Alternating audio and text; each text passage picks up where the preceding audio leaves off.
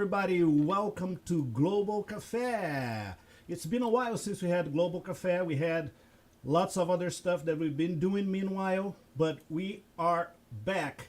And today we are going to have domestic students, international students, and we're going to learn about different experiences that they have regarding cultural shock. So, our friends that are present here today, we have a very, very international panel here. And I'd like to start by calling Maimang. Yay! Hi everyone. Hi, My name is Mai. Mai. Hi. Hi Rafael. Hi. So, for our friends to know, where are you from and what are you studying here at the University of Toledo? Alright, so my name is Mai. I'm from Vietnam and I'm a senior. So I'm graduating next week. I'm studying information system and supply chain management. All right. So, our next guest that we're going to call here is Mr. Leonardo.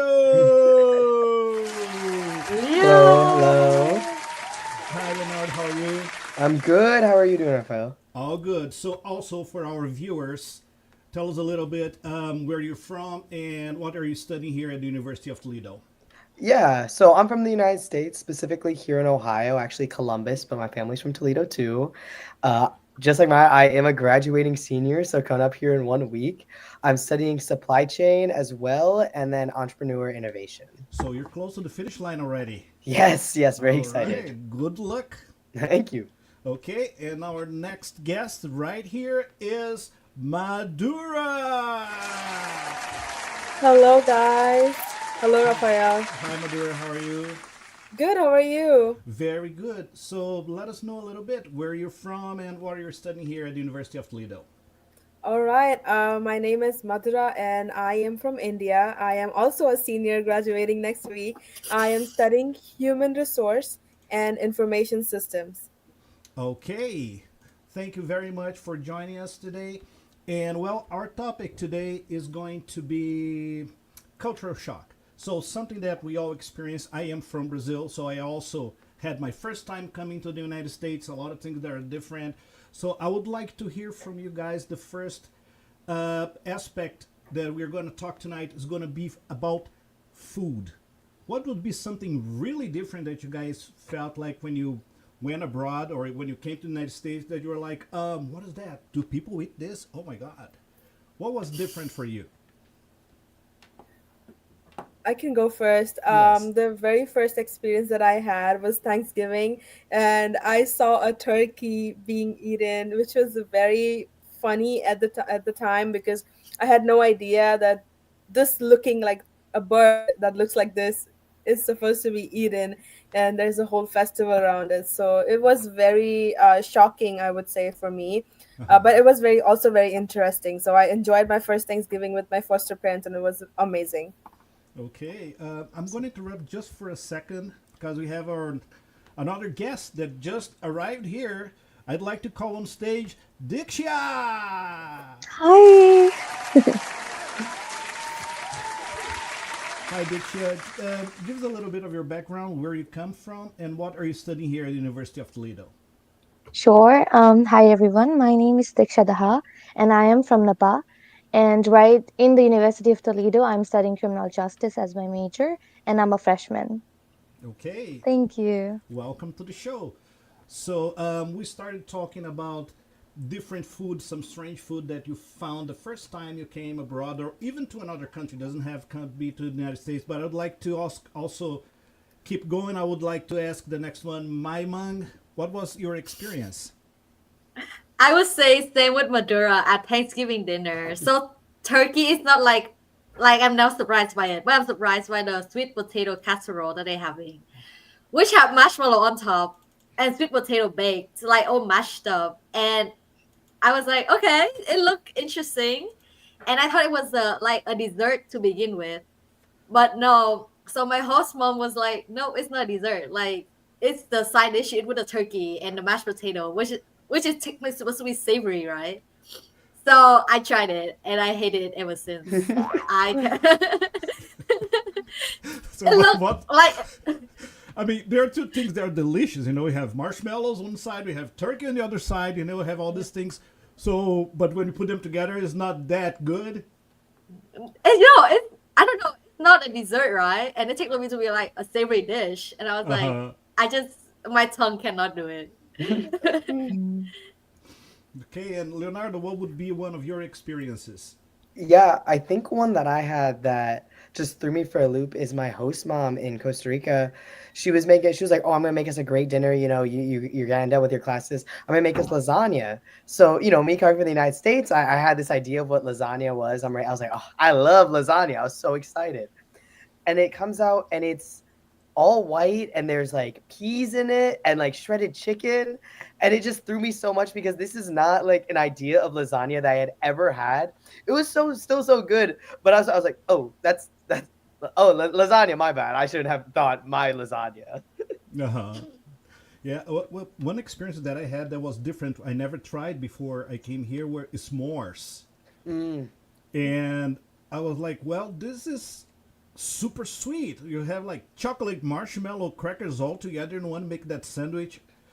By the end of the night, I had to check my sugar, if you know what I mean. It was a lot of sugar. How about you, Diksha? What was your experience? Okay, because I'm a freshman, I don't have too much of exposure on fruits, but I see that people in United States love cheese. And I won't take a step back saying that now I'm a cheese addict. Like any food and every food, I'm like cheese on top. Yeah, Yeah. I'm a big fan of cheese too. If I can, I would just put cheese and olive oil on everything that I eat. it's like the Olive Garden, they have the shredder and they just like keep I going with the know. cheese, Yeah. don't stop. Yeah, I people look at you waiting for like, okay, enough. No, no, not keep No. going. No, keep going. Don't stop. I think cheese is in every food that I've had. Like the freshman 15 is all because of the cheese. It is, I have to blame cheese for that. There is nothing else I will blame because everything, pizza to pasta Mm. to anything, the bake, sushi bake, everything has cheese in it. Uh-huh. Well, another thing I would like to know from you guys is about social norms, things that come with, could be dating, going out, the way people dress. You know, sometimes they expect you dress like, well, I'm looking good and I'm going out, and then people look at you like, hey, why didn't you dress up for the occasion? You know, that's something that sometimes happen. You guys have this type, any or different type of experience? Yeah, I think if I can go first with this one. Yes, yes. Um, when I was in Costa Rica, like walking around, we did a little tour of my college, and we were there for like, I would say a week or two before the like rest of like the students came in, and it was great. I loved it. Whatever. I brought a good amount of clothes to Costa Rica, but I didn't bring my one-off going out shirt or something because I didn't have the space for it. And I thought it was fine. When I go to college here at UT, I'm wearing sweatpants sometimes. Most of us have just like a t-shirt on. No, all of these Costa Rican students came out in like model outfits. And I don't think I've ever felt so ugly than in the months I spent on that campus because everyone had the best outfits. And I just don't know if the United States we just dress like bums or something, but they were ready for top model. So, what would be other experience from Madura and Diksha? For me personally, when I was a freshman, I agree to Leo. I was contradictory. I was like dressing up professional and everything. And I was like, oh my God, this is like not school anymore. This is not high school. This is college. Like people are going to be dressed up in like all the shirts and all the professional clothing and with shoes and like with bags on and everything. And my first day on campus, I'm seeing everyone, and it's August, it's a heat, like people are sweating, and I'm there in my full shirt, pants, and everything, and I'm ready for my class. And I'm seeing around me, everyone is in shorts, and I was like, maybe they're here to like tour campus, but I was like, everyone is here to tour campus. How is that possible? Like, there's something wrong with me. It took me a while to like pick up that people dress up just like they would at home, probably, and it's all about like you being physically and mentally in class than like how you dress up. And like for me, I would say dressing up also gives me like in the headspace that, oh, I'm going somewhere where I have to be focused, where I have to be professional, but that has nothing to do here. So I guess that was a cultural shock for me as well. Yeah. I had a pretty similar interactions. Actually, I also thought that as an international student or as a college student, we're supposed to dress professionally, all be tied up, and Oh my God, the first day of my class, when I went, I saw my classmate in pajamas, and I was like, Is she in the wrong class? Is she just out of dorm?" I was shocked. But now I think I've adapted pretty much to it. And also about dating life, I think when I saw in UT, like we had Valentine things going on, we celebrated Valentine's and everything, and that was completely something new to me because I can't imagine in Nepal we celebrating Valentine's like, we cherishing and celebrating Valentine's like a normal other festivals. That was pretty new to me. Yeah, Valentine's. We also have Valentine's in Brazil, but it's on a different date. It's in June. So I was Mm. also surprised when I came here and the date was different. Another thing that happened to me was on Father's Day here. I called my dad, hey, happy Father's Day. He's like, are you insane? It's not Father's Day. So I forgot Brazil is a different day too. But once we start leaving here, you get in the calendar Yeah. and then everything gets messed up. Mother's Day is universal, so it's the same day everywhere. Mm. But Father's Day is also there's this difference. So I was your think dad? Friendship Day. Oh, I'm sorry, Leo. I didn't mean to cut you No, off. you're good. But I was just gonna say off Raphael that Friendship Day is also separate. Like in the United States, they celebrate it on a different day. Or I don't know if there's a Friendship Day here, but there's a something called Friendship Day back home, which is celebrated in the first week of August, I assume. Yeah, Yeah, first Sunday of August. Yes. Mm. you have to Interesting. kind of keep an eye on both calendars to say, Yeah. "Hey guys, Happy Friends Day here," and then no Happy Friends Day over there. Got friends all over the world. Another thing I would like to ask you guys is about language barriers. Some experience that you had, something that maybe didn't work out too well, but it was funny. As an example, I remember I came here for many years ago also to do for high school as an exchange student, and I was in class, and there was this student who was sitting there next to me, and he started to sleep in class, and he started to drool a little bit. And I saw it and I started laughing. The teacher saw me laughing. Like, why are you laughing? I said, well, he's leaking. Because like like a tap, like water. And then everybody started laughing like, well, he is leaking. But they said, no, you're saying it wrong. so so there are a lot of things that I use the words wrong, and then I start learning along the way where to put them in the right place. Mm-hmm. Yeah, I think I that happens to me a lot. People use slangs, and then I take it literally. Like, I can't think of a example, but it's always happened to me. And I was like, so, oh, someone when says that, oh, you ate. I was like, no, I did not eat yet. What do you mean? And they're like, oh no, like you slayed. I was like, slayed what?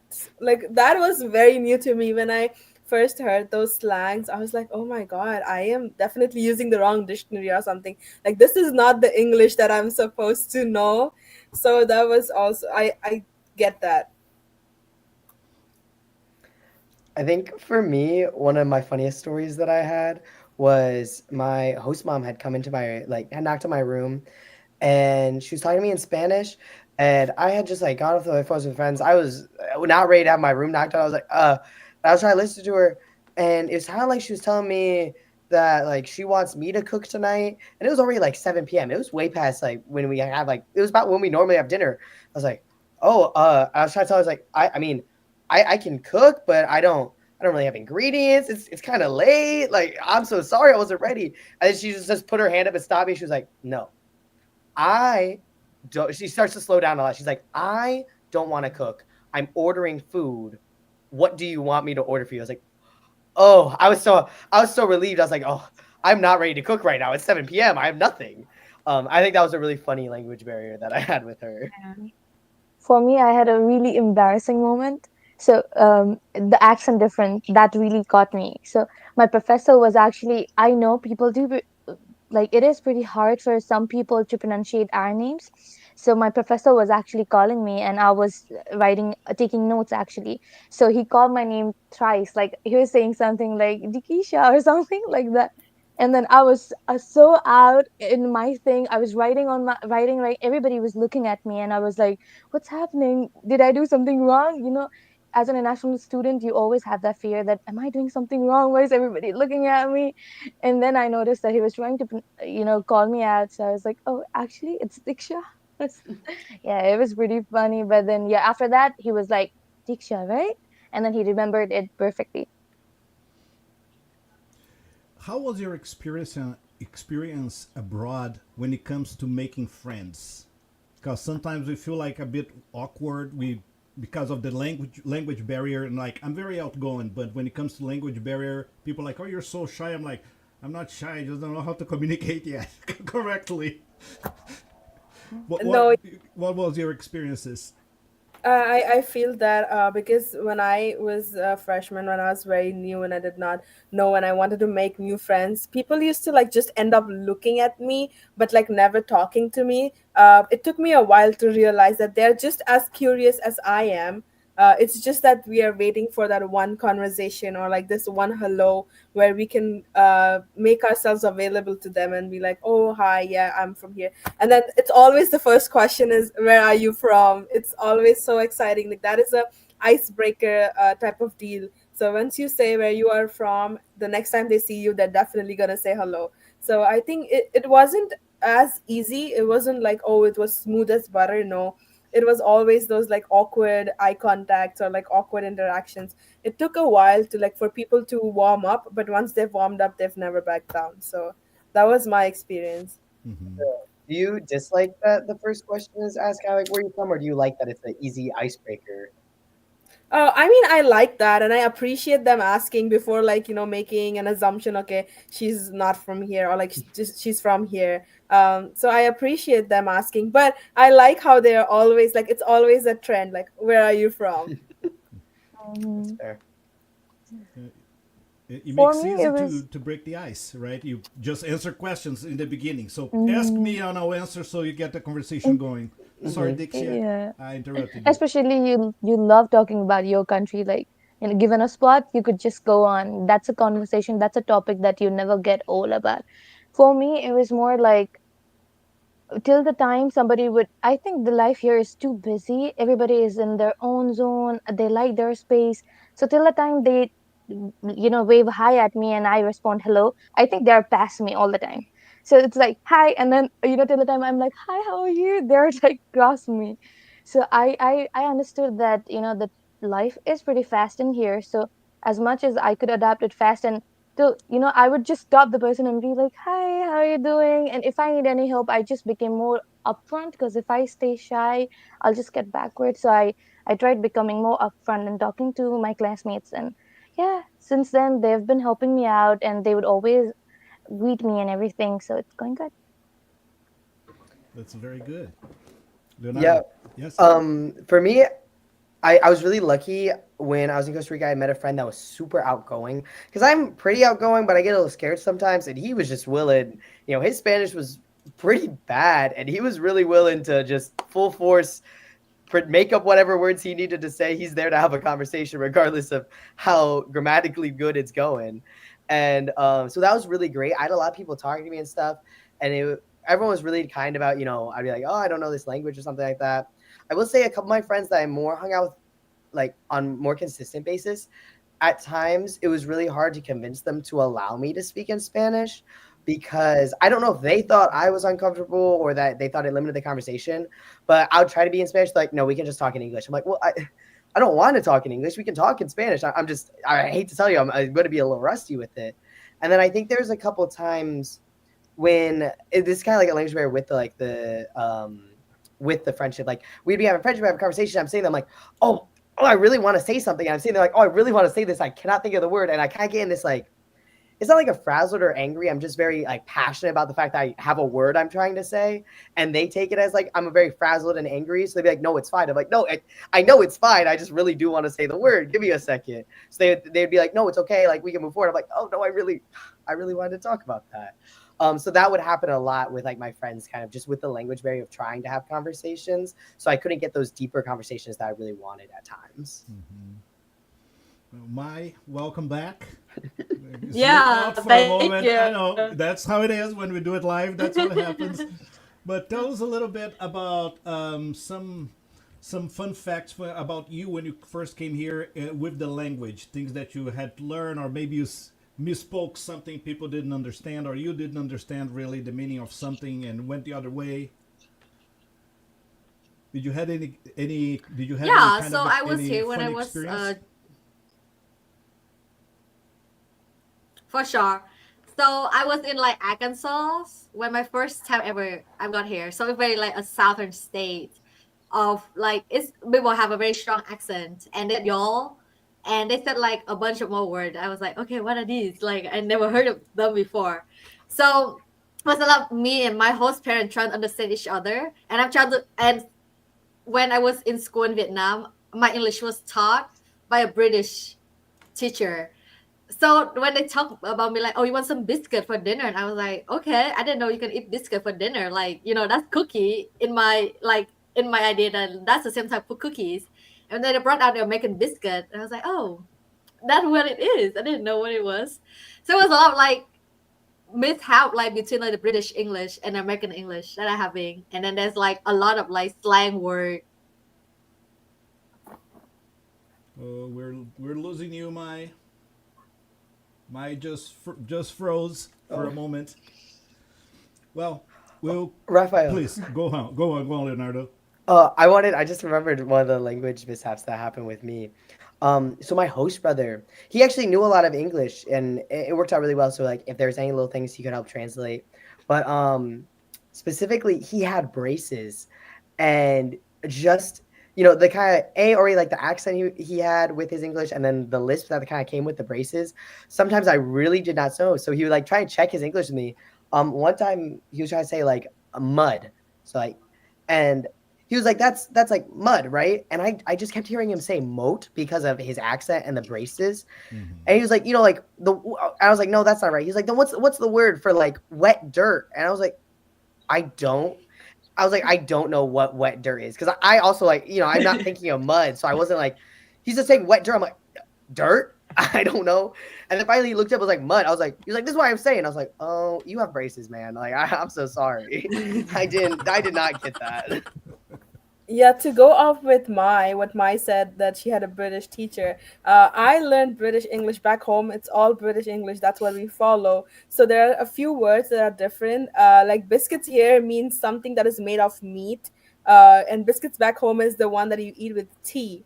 And it's like usually a snack. And when my host family told me that, oh, we are gonna have biscuits with gravy, and I was like, gravy with biscuits, like, do you mean tea? And they're like, no, no, no, no, it's a dinner item, like gravy and biscuits with chicken. And I was like, oh my god, with chicken, do you eat chicken and biscuits? And she's like, yeah, yeah, it tastes amazing, I love it, my kids love it. And I was like, oh my god, kids eat that too? That is crazy, because kids don't eat biscuits. Like, kids and tea is an adult thing back home. So I was like, oh my god, your kids eat that too. And when I saw what she meant, it was a completely different dish. Like, I had no idea, no clue, I've never seen that before.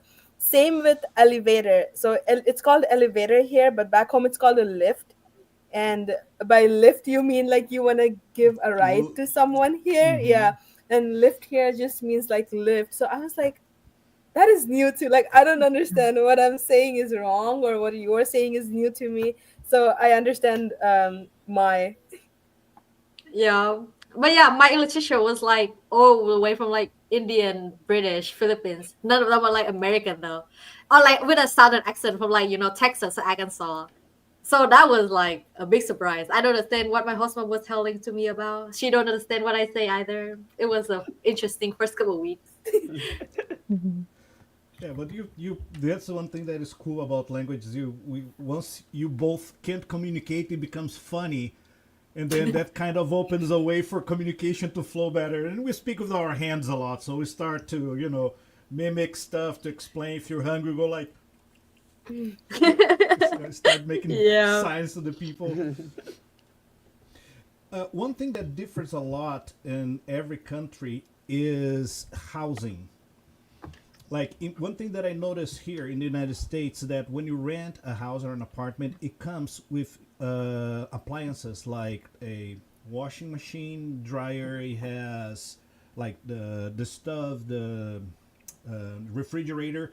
In Brazil, it's just the apartment, just the house. You nothing comes in. You gotta have your own refrigerator and all that kind of stuff. So the first time I came here and I was asking some question and people are looking at me like, this is weird. Why is he asking that? I was like, do I have to pay extra for this? Do I have to pay extra for that? Do I have to pay that? Or I'll get one for me and I'll bring it. And then, no, it's all included. Did you guys had any kind of different experiences? I can go first. I think the concept of the dryer was pretty new. Because back home when we have a washing machine, um, the clothes kind of dry in it, and then you can like sun dry it or air dry it outside or something like that. But the concept of dryer where your clothes come completely dry, like they're warm, was completely new for me. So it was an exciting. What can I say? It was an exciting invention. I was like, oh, why don't we have it back home? Like it would be so useful. But that was interesting, and I was also shocked by the size of the house here. Because back home where I live in a city, so it was more of like an apartment style, and I think everyone back home lives in an apartment. Majority, I would say, unless you live in like somewhere which is like with less population, and you like something that is laid back and a slow lifestyle. Here, every house is big. It at least has 4 bedrooms and like 2 bathrooms, and I was like, oh my god, just for 2 people, such big houses. So that was interesting as well. Yeah, I wanna say Madura dryer was like the best invention ever in the cold day here. It's so warm, like the clothes, like in Vietnam, it's always sunny and dry. So it's like when you hang it out to dry, it's like for like an afternoon and you have like your clothes will be warm and dry again. But here in the snow, I don't think gonna dry ever again without a dryer. So yeah, helpful invention for sure. You have any experience like that, Diksha? Oh, yes, I do. So in Nepal, we have like different, our houses are more like in a building structures more than the small, cozy, hot styles. And when we came here, I have a pretty similar experience like you. We understood that we could actually lend TVs and sofas to university and like from different leasing offices. And I was like, leasing offices giving us a TV for free just because we are staying here. And I reject, like, please don't tell me at the end that we need to add money for it. Are you sure we are getting it for free? That was pretty new experience for me. Feels like too good to be true. Exactly. That's like, wow, that's a good one. Like, what's the catch? When are you going to present me a bill for that? Mm, yeah, need to be. I can't pay taxes for that extra. One thing that it's also very different in every culture is religion. So, what is the main religions for that you guys have where you come from? Like, I'm from Brazil. Brazil is majorly Catholic, and we have I can't say it's a small part. It's a big part, but I would say maybe 8 to 10% of the population. Also, we have African religions. So those are the two main that we have in Brazil: Catholics and African religions. How it is back in your countries, and also to Leonardo, how was it? How it is for you here, and what did you see different when you went abroad? Yeah, for me in Vietnam, mostly Buddhism, but then we do have a lot of like Christianity. We do have like Hinduism, Muslim. So we have like a mix of everyone, but like majority would be like Buddhism. Yeah, for me as well. We for majority we are Hindus, but we do have people of different cultures. We are diverse, but majority is Hindu. And here we, but the best part about UD, I'd say, is like even though we are far from home, it does not feel far because we do get to celebrate all our, Hindu festivals, cultures. It is so fun. We did celebrate it Holi, like that is also for one of our culture festival. It was so fun. Yeah, that's one of the things I love about the University of Toledo is the Exactly. diversity that we have here. Like we have people from all over the world, and we celebrate every culture. So I've learned so much throughout the years here, and I've made so many friends from everywhere you can imagine. Over 80 Yeah. countries. That's what the number the of countries that we have from different international students. So you can imagine the the variety of the things that we learn here. Yes, definitely. Me coming from India, it's mostly Hinduism that people follow, but I think we have equal number of Muslims and Christians, and also Buddhism, people who follow Buddhism, and we also have Zoroastrians like Parsis, people who follow Zoroastrianism. So it's all a mix of everything.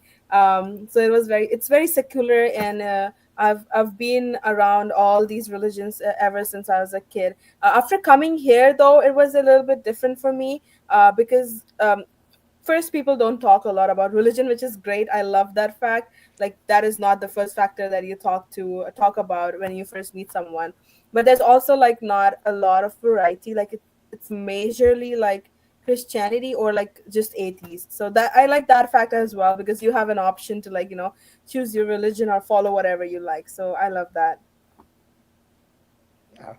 No, so for me, I grew up in a Latino household, so we generally practice like Catholicism. I'd say most of the people around me were some sector of like Christianity. Like I didn't know, I knew a couple people that were Muslim, but I didn't know a lot of like any other religion, but I knew a lot of different sectors of Christianity that all my different friends were in. I was in Costa Rica. I was there during the spring semester, so I was over like the Easter time. And specifically, I was there during what they have is like Semana Santa, and which was like this week of like religious like processions and different items. But it was really interesting because I was talking to everyone. I was talking to my host family about it and all this stuff, and they're like, "Yeah, I mean, there's like half the country that this is very religious. They're doing like processions. That's what they're out there. And, like the other half, it is spring break." So they warned us like, if you're trying to get out on the beach for this week that you have off of school, that is the week that everyone has off. So you better book those times early. There's not gonna be any space for you. So I thought it was really interesting. This really big like religious holiday was also just this spring break for not just like a college spring break, but a spring break for everyone. And the split between the country was really funny to see. Yeah, one thing that was very different for me when I first came also was education. Like when I did my undergrad back in Brazil, and I did my master's here in the United States. I got my MBA here at UT. And when I first came as an international student, there are so many freebies because like back in Brazil, from beginning to end, they didn't give me a pen. Like not even a single pen. I got it for free. And when I got here, like free food everywhere. Then you get T-shirts, and you go to events, and you get water bottles and gear. There's so much stuff that I got that feeling like, do I have to pay for this? They're like, no. They're looking at me like, why are you asking these questions? So how is it like for you guys, the difference between home and here when it comes to education, school, college? I can go first. Actually, I'm still getting used to calling professors on first name basis. Like some professors appreciate you calling them with their first name. I'm still getting used to it. I still go by professor, whatever that is. And I like how the class is very interacting. They value your opinion as much as um, whatever they are saying. If you have a contradicting opinion, they keep an open mind. So I love that fact about the US, that you always have your own voice, and even in a class of like 40 students. And I like the class is also like smaller. It's not like 100 students in a class. It's just like 40. The majority you can have is 45. So I love that. When you say hundreds, what would be a, let's say, a regular size of a classroom? How many people? Here or back home? No, back home. Back home would be in my high school. I always had 67 girls in. So I went to an all girls school. So my class had 67 girls, and that we had 3 divisions of the same grade. So 67 in each division. Okay, wow. Yeah. Yeah, here makes easier for you to focus. I mean, I like to say like, I'm gonna rent this professor is gonna be mine because I'm gonna ask 1,000 questions, so I don't have as much competition here also as I have back home when I have my doubts in class. Definitely. How is it for you like my back home classrooms and school in general? Yeah, so I was here since I was like a junior in high school. So I didn't have like much experience with like Vietnamese college or like most Vietnamese high school either because I spent most of my high school time here. But I remember like we don't have like this much activity. So like in high school, they very focused on like sport or like extracurriculars. Not just like in Vietnam, you have to focus on getting a good grades in your classes. And I will have to go to like extra classes at night, go to English class, the math class, philosophy, not philosophy, physics class, just to like get an A in like A in my Vietnamese class. But here in the US, they want like our school end at 2 p.m. After that, you have freedom of either you go to work, a lot of students do, or you go play sport like football, baseball, tennis. So I did some tennis when I was in high school. So that was like really interesting and opened my mind up a lot since all I do before was just studying all the time and not like doing any like other extracurricular, which is very important for like college application here apparently, which I never know until I got here. It's like yeah, you have to show that you can do other stuff than just studying. So it was cool. And then college is even more involvement, even more stuff to do. Like they have some weirdest student organization on campus. When I was like a freshman touring UT, they said like we have like a cabbage eating club. So every year they have a cabbage eating contest where everyone will eat like a head of cabbage and whoever eat it them the fattest will have to host it again the next year. So I was like, okay, cool, go UT, I guess. So it was so yeah, it was like a lot like you have the freedom of to be creative and do whatever you want to do and whatever. Like it's not just like a guideline. You have to be this type of student to be successful. You can do whatever you want to be successful. You know, Yeah, for me, it was like the number of classes, even in criminal justice, the number of options and varieties that you have for classes. Like, I could sit there and choose my classes, whichever this I want to study, this I don't, this like the varieties that I have that amazed me. And second thing was like, you get an opportunity to do an open book. You could open your book while on exams. I was so surprised because that is a cheating in my former like in my former high school. If I open a book in my book or notes at an exam, that's a cheating. So I was like, wow, with the permission of my professor, I could open my books and wander around and write the answers. I'm taking it. Yeah, that was something that really shocked me. And do you guys go ahead, Leonardo? Go ahead. yeah. I say the kind of extracurriculars and just the amount of events here compared in comparison. So like UT, I walk outside and I see a different group doing something different. We have 3 million rooms around here, and there's always an event in them. As someone that's involved on this campus, there is always something going on. And when I was in Costa Rica, I just didn't see that same amount of just like events and student orgs. There was definitely stuff going on that I wasn't part of. And every once in a while I walk out and there'd be, they're asking me to come play sports outside or something, but just not to the same degree that I see here at UT and the amount that was really happening. And I think it's just interesting too. There's so much outdoor stuff because obviously we're in a four-season, state of Ohio. So in my like college in Costa Rica, they had like workout equipment outside. They had so much outdoor eating availability. I was like, oh, I could eat lunch outdoors. It's so nice. So even like the indoor eating was so tiny and small, but it was so nice because I had random people. They would hear me and my friends talking in English, and I had so many people come and be like, "Hi, I'm studying English. Can I get your number and just talk to you in English?" At some point, I was like, "Oh, That's really cool. I know." I was like, "Oh, okay, yeah, sure, here you go." And then I would go meet them, and we would get like tea or coffee or some other day so that they can practice their English with me. And it was just fun. I really liked it, and I liked my inside my buildings. There was like an atrium. Like the whole building was outdoors. Basically, there was no walls or anything. So it's just I always felt so much more like happier because I was like, after a really bad test, I can walk outside. Wow, this plant is really nice out here. The sun's on me, or it's kind of I can put my hand out. It's raining. While in here, I'm just in like square wall, and I step outside. It's more square wall of white. I'm like, this is sad. I need to go home. Yeah, back in Brazil when I went to school and college, it's like this concrete jungle. Everything is concrete. Everything is tight in buildings. And when I came here and I saw the campus, and sometimes people have classes outside, and I see during the summer students they put hammocks on the trees, and this it feels like home. It's not. It's like you're going to college, but you're actually also at home. You're not in an institution that you feel like an outsider. Here, I feel like, yeah, this is home. And Yeah. but back home, I couldn't feel like that. It was just like, yeah, I'm going to that place, do exams, and come back. Yeah, I agree to my when Mai said that all I did was study back home. That is so true because if I go to high school from 8 a.m. to 3 p.m., I have another set of tuition classes that I have to go where I'm gonna study all of those again. And my extracurriculars were always strictly on Saturdays and Sundays.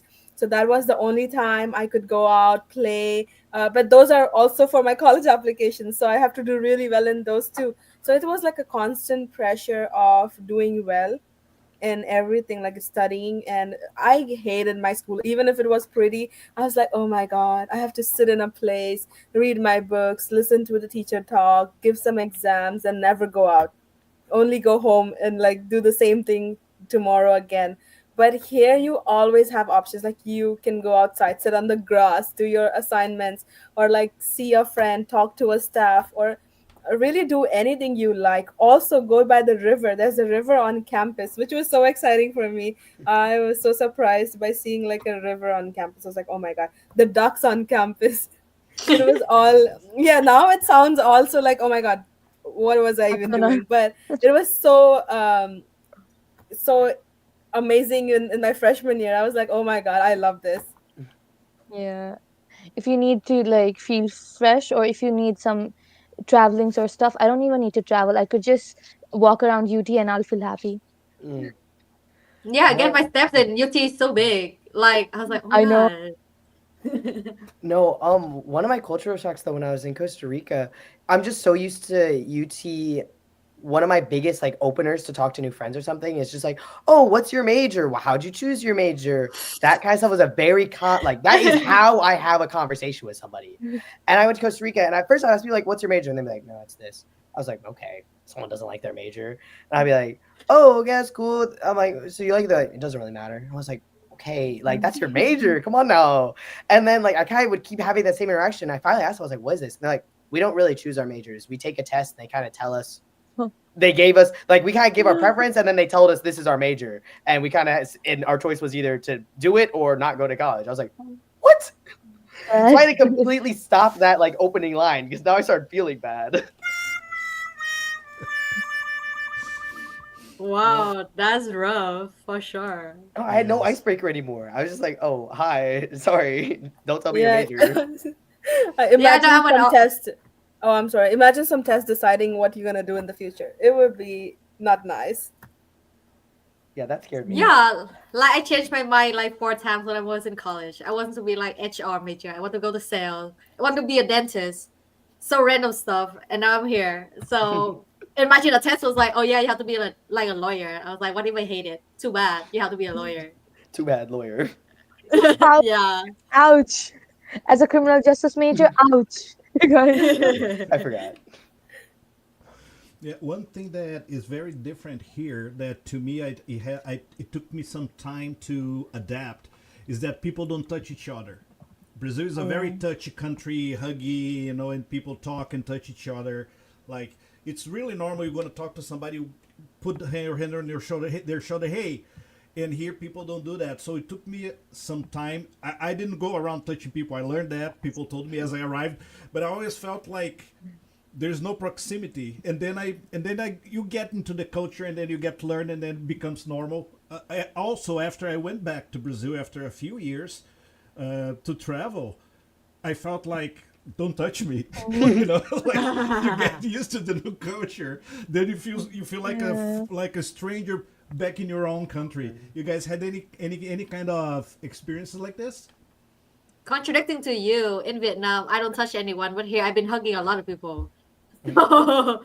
It's like, and then here everyone say I love you. Like my host mom tell me I love you. My host grandma tell me I love you, and it's like way more often than like an Asian parent would say like I love you. They will show you like by action, but they're not gonna say it to you by word of like they love you, but they're gonna like cut you fruit up. That's so that. So they like more expressive here. I feel like compared to like in Vietnam. Yeah, I agree to but my experience back home was very different. I got used to like smiling to like random people, like just because they're looking at me. I like it was like a sense of responsibility of like, oh, I have to smile at them because they're looking at me. When I went back home and I was in a drugstore, like a pharmacy, I went there to buy something and I was like, oh, hello, and the person was like looking at me as if I was a mad woman, and I'm looking at my dad, and my dad is like, what hello? And I was like, hello to him, and he's like, who is he? And I was like, I don't know. And he's like, are you even Yeah. thinking before you speak? Who are you saying hello to? And it was just hilarious because I thought it was funny, but the drugstore owner and my dad didn't think it was funny, and they were like, oh my god, what is happening to this guy? So that was a funny incident that I remember, and I always be conscious now, like, oh my god, if I go back home, I'm not supposed to laugh at anyone. I'm not supposed to ask how they're doing because that's not what they do here. Hmm. Yeah, because we're adapting here so much, like, and we are using English as our major language here, right? So sometimes I forget that I'm talking to my family, and then out of my rants, I would just start randomly like speaking in English with like the weirdest slangs that they've never heard, and they're like, "What are you speaking? Can you repeat that?" And then I'd talk to my friends, and and they would be like, "You're talking to us. You could talk in Nepali." And even here, when I meet like Nepali people or Indian people, because I know a little bit of Hindi and I could speak, and still at times I'm just like, I would just say something, and if somebody is even speaking with me in Nepali, I'm like replying them in English, and sometimes I feel like, oh my god, you need to speak in Nepali. It might be rude. They might be thinking, oh, yeah, that has been pretty different, and I'm like trying to constantly remind myself, Diksha, talk in Nepali whenever you're talking to Nepali people. And what would be the most strange things that you found in supermarkets, different from your home country, that you came and you were like, what? What is this? Like, one thing that to me is specifically was Costco. I've never seen a place that you can go and buy a supermarket that has like things for the garden and clothing and appliances and food. And I was like, people go to the supermarket to buy furniture for the house. They buy couches, they buy tables, and you have to go to a furniture store. But like, let's say back in Brazil where I come from, the food is about the same. We eat about the same kind of food, so there was nothing surprising there. And another thing that surprised me here was the size of supermarkets.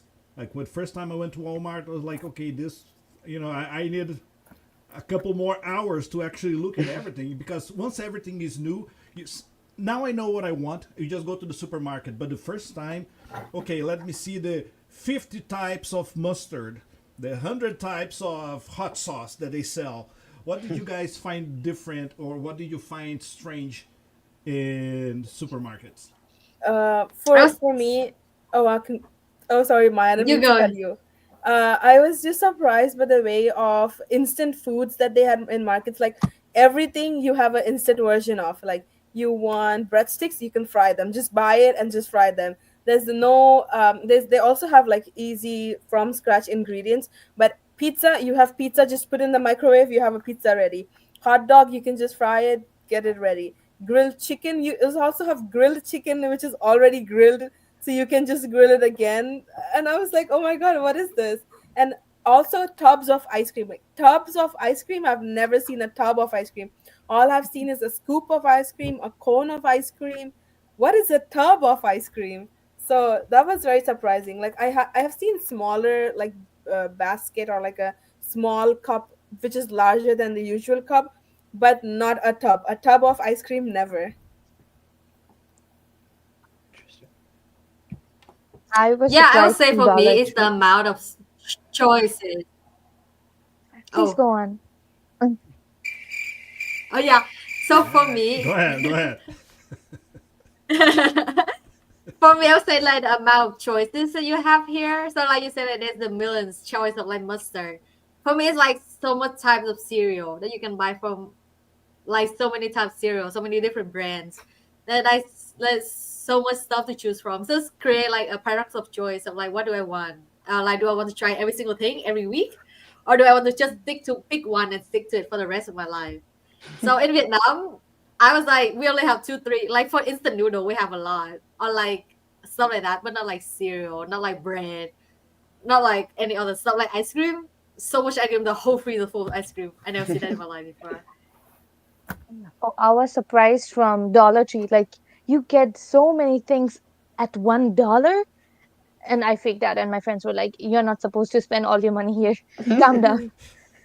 And secondly, when at a Costco only, when I walked in Costco and there was this fruit section. So in fruit sections there was tons of fruit, but there wasn't any freezer. So I was like, don't they get rot? Don't they get bad? And I came to know that the whole room was a freezer. And I was like, how could the whole room be a freezer? Because I've never seen that in my life. It's like I I'm was walking into surprised. the fridge to get the food. Yeah, and I was like, why is the temperature cold at this place only? And they were like, that's a freezer, Dumbo. Yeah, I was surprised with the types of milk. Like back home, you either have like cow milk, buffalo milk, pasteurized, non-pasteurized. But here they have all kinds of milk that you get, So like 10%, 2%, half and half. And I was like, so people are actually like choosing off the milk as well. Like they're just not going for the milk that you drink regularly, but you are going for like 2%, fat-free, skim-free. And I was like, that is interesting because I can barely tell the difference, unless, of course, if I would have been here for a longer time, I could have. But again, I just drink whole milk. But there's a whole section of different kinds of milk, so that was interesting for me. I think for me, one of the things at the grocery store that got me was like the like pop or alcohol, like the cans that were there. There'd be a six pack and it's there and it's in its little plastic rings. But I'd be seeing and there's like three missing. There's one missing. It's only a five pack. I was like, who's stealing all of these like one cans? And then I was told, no, no, no, no. There you sell them by one. You just pop off the amount. I was like, what? What? Because here, like, I don't open my six pack and grab one. I just want the one. Like, you take the six pack. That's what you get. So that threw me off. I really thought someone was out here stealing so much. I was like, these stores need some like cops on hand. This is dangerous. There's constant robbery. And then I was surprised by I think like one of my first like the first week, someone like knocked on our little gate that was outside. I was like, oh, who's here? He was like, oh, he was like, oh, this is the guy with the eggs. I was like, huh? And they came back and they had like a bag full of squeaky cheese and some eggs. And I was like, what is this? And like, oh, the guy, he just walks around, he like sells it, it's every Wednesday. I was like, oh, okay, you got a milkman. Oh, okay. I didn't know that was a real thing. That's so funny. So we always had like a new bag of squeaky cheese every Wednesday because he came through and or sometimes we'd be like, no, go away. We don't want to buy it. And like we sometimes had to like shoo him away. We're like, no, we don't want to buy it. I was like, this guy like, is forcing us to buy this squeaky cheese. No, Yeah, I have please. to add something for Leo. When you said milkman is just like an imagination for you. For me, milkman and the person who puts a newspaper on your door is a real thing. And I asked my foster dad, "Do you read newspaper?" And he's like, "Yes, I do." And I was like, "Where's the guy?" And he's like, "Who's the guy?" And I was like, "Where's your paper guy?" And he's like, I don't have a paper guy. I just go to a store and buy it. And I was like, oh my God, that was so dumb. Because back home, I'm used to like having a guy, like milkman, or like a milkman also usually like gives you a paper or breads if you like, or like coconut water, like fresh coconut water.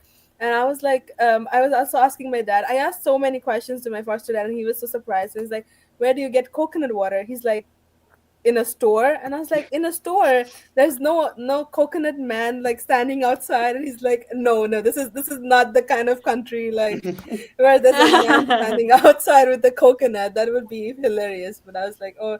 And I saw the cans of like coconut water in Costco and in Kirin and stuff like that. So yeah, that was interesting for me. Do you back in India? Is it? Do you guys have like coconut? The coconut or like the coconuts? Can you just buy a coconut to drink the water? Yes, it's like actually green coconut. So it was interesting because when I was younger, when I was in like junior high school, my dad, just like a milkman, every day a coconut guy used to come. He used to open like the shell of the coconut and give it to me in the morning, 7 a.m. And I used to drink the whole coconut water before going to school because it was nutritious. After some time, I got over it. So I was like, okay, I'm not gonna drink it anymore. But yeah, it's actually the green coconut, entire coconut, where you like put a straw in the coconut and drink the water. It's very common.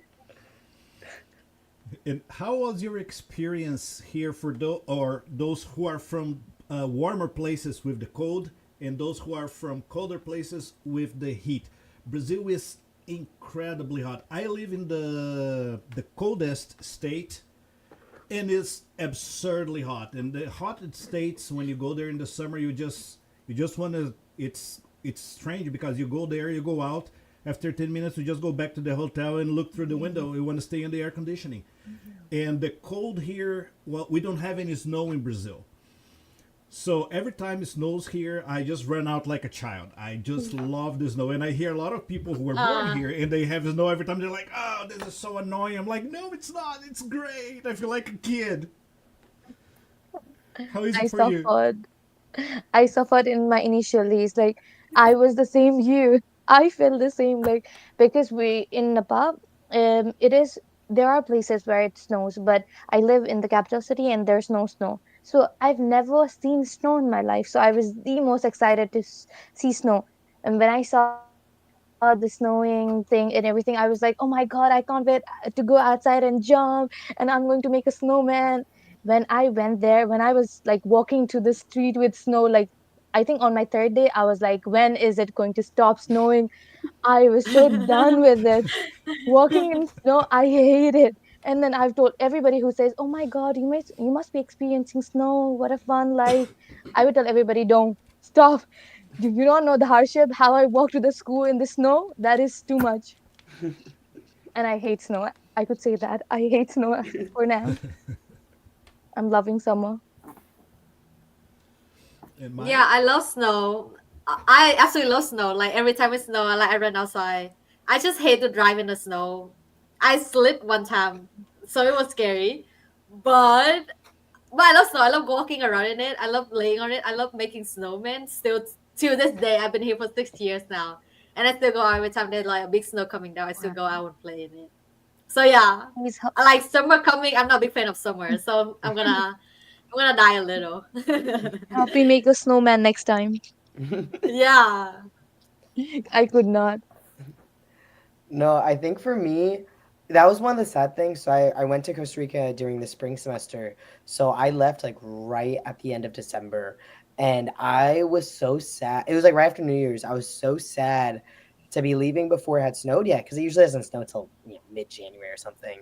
I was like, I'm not gonna see snow for another year because I don't get back until it was all gone. And that was really sad for me because I like the colder weather.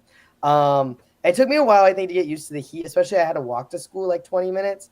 And it's not like, and I was trying to wear jeans, I was trying to look nice. Yeah, like I said, they had fits on, so I was trying to have my fits on. And I'm like sweat. I'm like in class. I'm like, guys, I'm pouring. I'm trying to listen in class, and I start shutting down in the heat. Sometimes I'm like, guys, I can't. You want me to learn Spanish right now? It's so hot. It's so hot. And the same, like some of the buses, like a lot of the buses that we like would take for our trips to like go see other parts of Costa Rica, we'd be like for an hour, 2 hour bus ride, and it is melting. I was like, guys, I'm going insane. I'm like, it's getting dizzy. I'm in another plane right now. It is too hot to get me off this bus. And now I feel like I lost all my resistance to the cold. I came back and I'm like wearing a hoodie all the time. I'm like, I'm so chilly, guys. I'm so chilly. I'm just surprised that I haven't been made a meme of, because the amount of times I've slipped on campus is just funny, like so funny. Every time I slip, I just look around once and twice, like, did anyone see me? Because once I slipped, I was going home and it was snow. It wasn't snowy. I like the snow. I hate the ice when it's icy, like when it rains, and like that is a whole different like new concept to me, because back home where I'm from, the weather is always hot, humid, and rainy. There's no winter at all. So other parts of India do receive like snow, and like they're colder. But I'm from the capital city. Again, there's only humid, rainy, and hot. So when I came here, that was my first time seeing snow, and I was very excited and everything. But when that icy part started to like get me, it was crazy, because once I was walking with my bag, and I had a banana in my bag with my laptop, and I slipped, I fell, and I I saw a banana squash when I went back home with us. The banana was squashed completely. I was like, oh my god, this is crazy. I hope no one saw me. And this is just not the first time. I've done that multiple times. So I was like, okay, I'm gonna be on UT, a student falling in the icy weather. That would have been actually hilarious. I wouldn't be surprised. And also, I want to add something. Like the way people here have so much good tolerance on winter, the time that I'd be like layering 3 4 layers with a puffer jacket, I see people running in shorts and I'm like, how could you do that? That is something that I'm hoping I'd be able to do that next year. Hopefully, you get used to. Mhm. Well, friends, it's the end of our show. We've been live for an hour.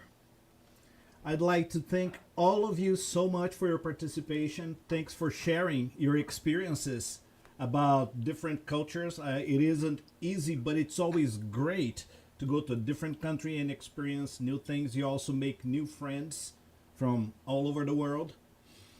So, again, thank you so much. And see you guys around in the hallways. Thank Thank you you. for having us. Thank you. Bye Bye bye. Thank bye. you. Bye bye.